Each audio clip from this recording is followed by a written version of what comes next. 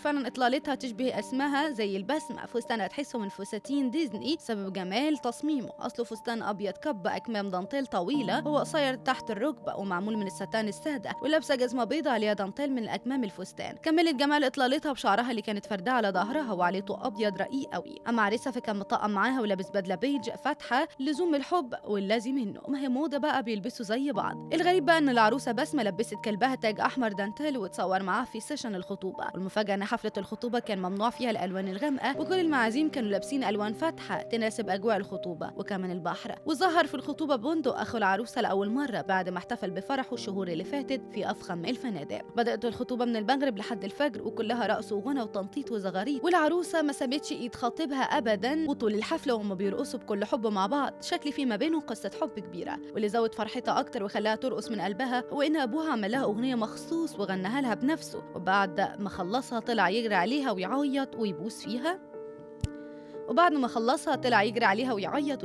وفرحان ببنته. اما بقى اللي حصل للفنان محمد فؤاد قبل الخطوبه بنته بساعات كان صعب قوي. اصلا انتشرت اخبار بتقول انه تعب بجلطه في المخ وحالته صعبه.